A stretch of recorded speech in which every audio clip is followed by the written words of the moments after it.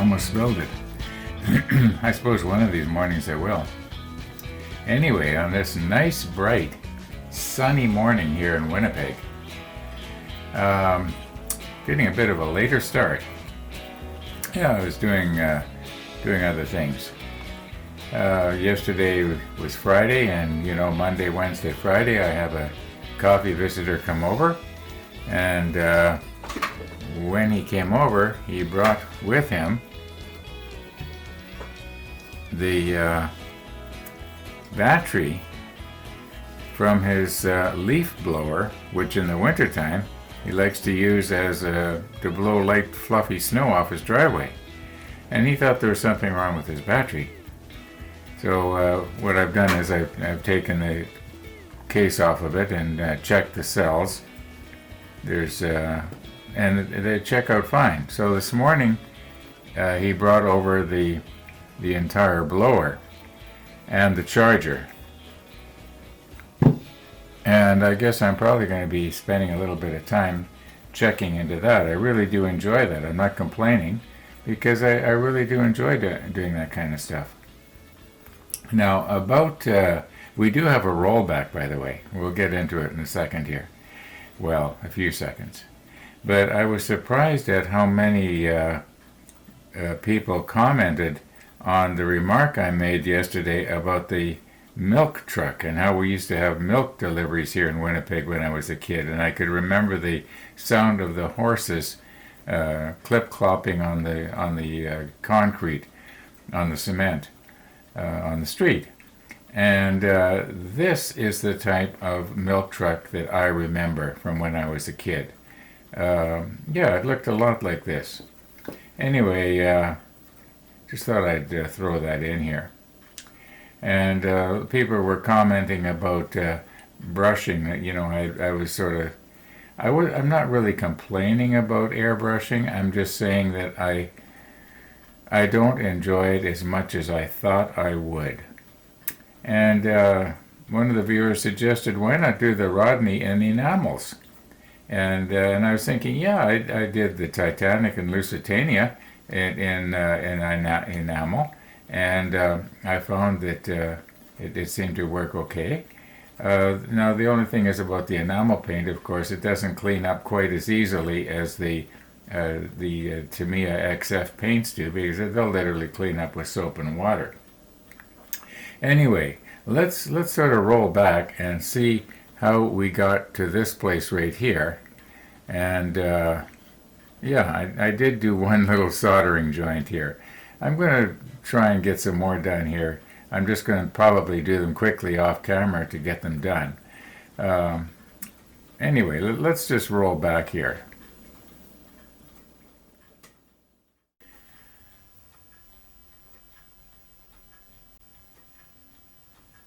Okay, I've got all of these bent into shape, and they're ready to solder. And in fact, I've got one right here. We can take a close look at it later. Well, we'll take a close look at it when we're trying to solder it. I'm not going to video soldering every single one.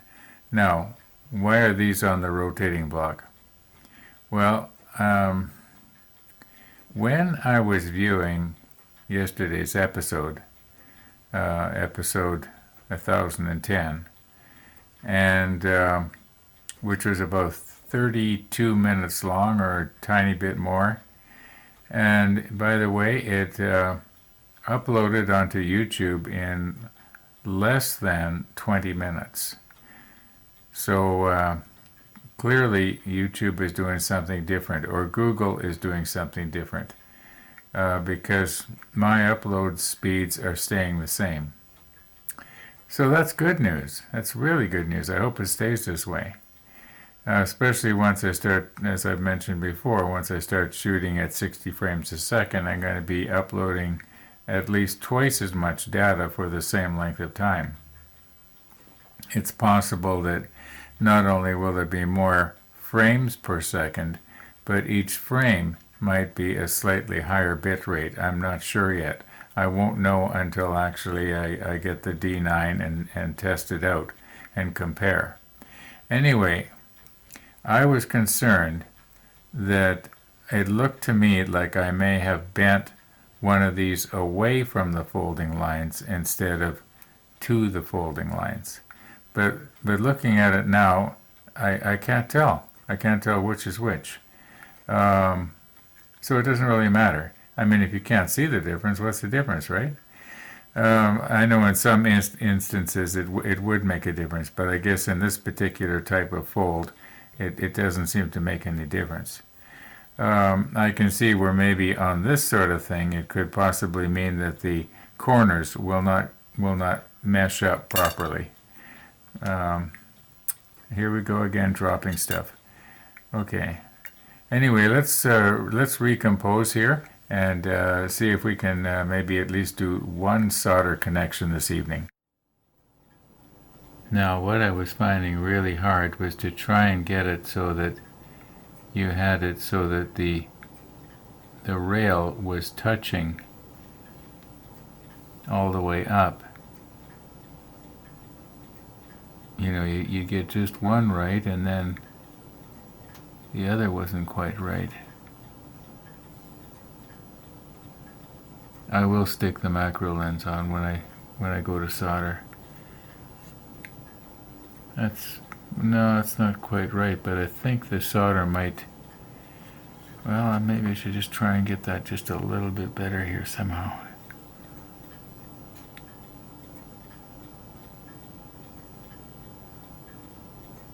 Sorry about my fingers.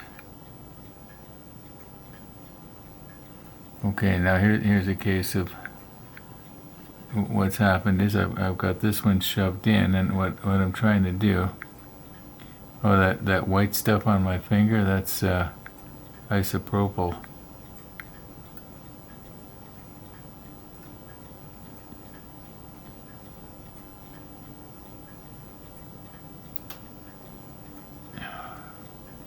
Whoops.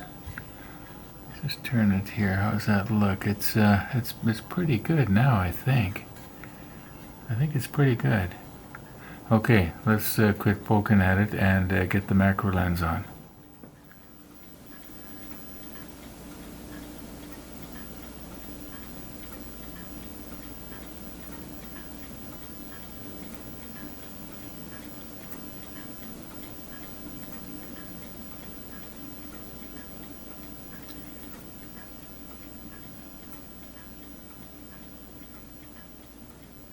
Trying to get that to stick on there.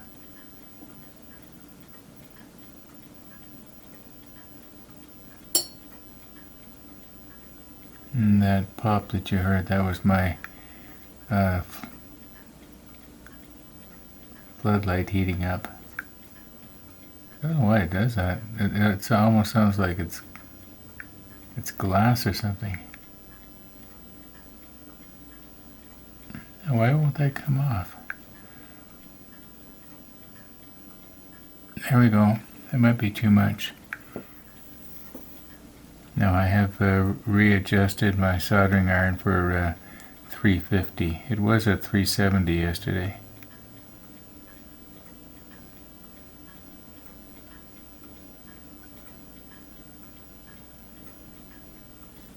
Okay, that should be a very, very strong connection. Everything else will bend except that.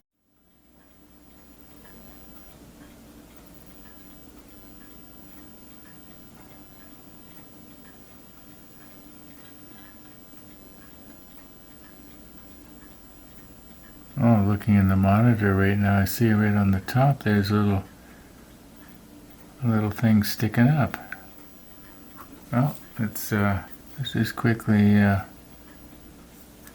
try and rub that off. Let our soldering iron heat up.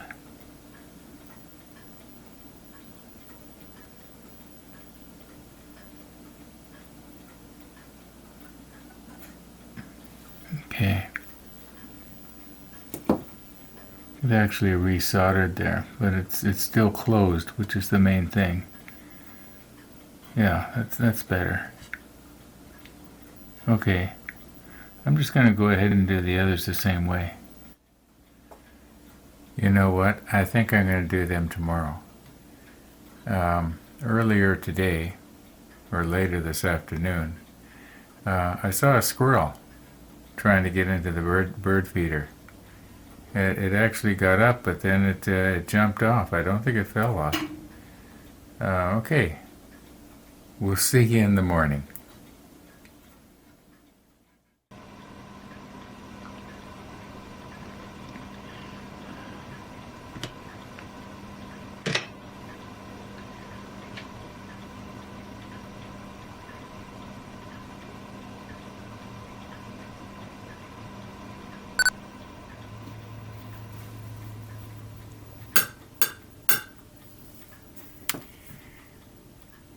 You know what that was about, right?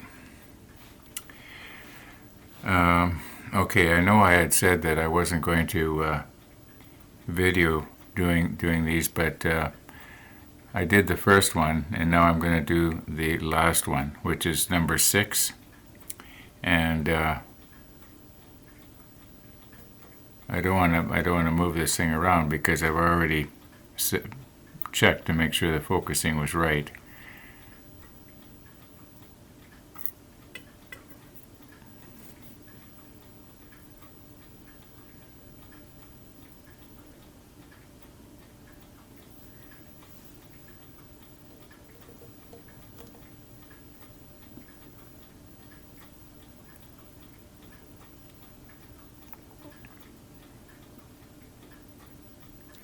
Okay, I think I've got it kind of tilted back enough so that you should be able to see the solder flow here. And get ourselves turned on. This thing heats up extremely fast. It's ready to go now. It went up to 370. Let's just turn it down a little bit here. 350. It defaults to 370. I've forgotten how to set it, so it'll default to a preset amount. It's not a big deal. I can look it up later. Now, where's my other eyes here?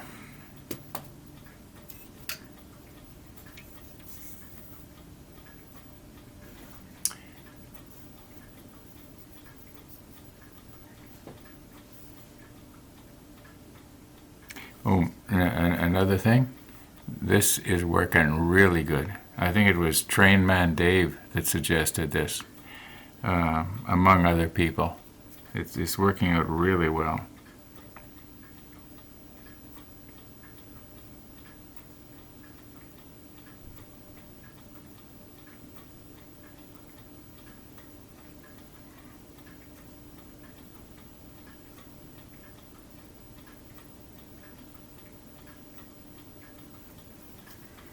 Okay, that's all we're going to need.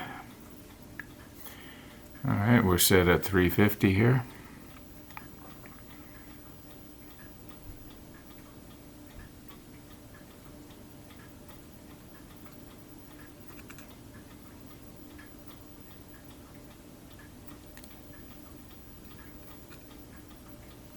Now that is a very strong connection. Much, much stronger than CA glue. I was going to say 100 times stronger, but maybe not 100, but 99 anyway. Okay.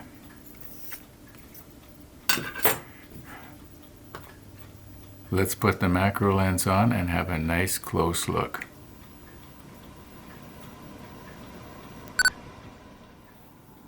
I was realizing afterwards that if I take them out of their tins, which are numbered to keep them separate, well, I'm going to end up with getting them mixed up. Now, it could be that I'd be able to figure it out later.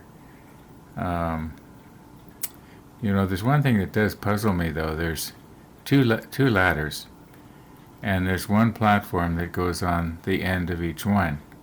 And yet there are 6 platforms. Yeah. There are two of the number 32s and 2 of the 33s. I guess we'll figure it out. Now, I was noticing that there is, you might say, flux on those pieces. I'm thinking of maybe doing the alcohol thing and get them cleaned up and then maybe drop them in the ultrasonic cleaner. And in that way, when we paint them, and I'm going to spray, yeah, the paint will stick to them a lot better. Anyway.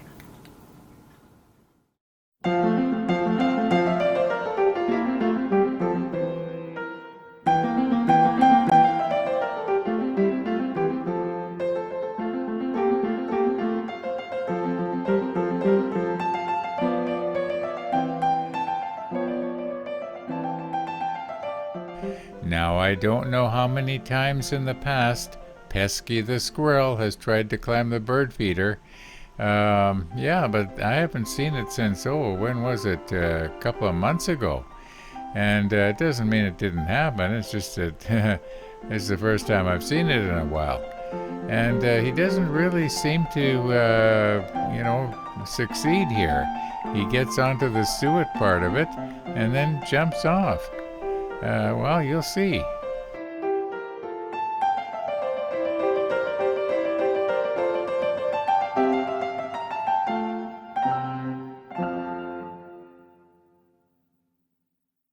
Now, just a quick update here on our bird feeder.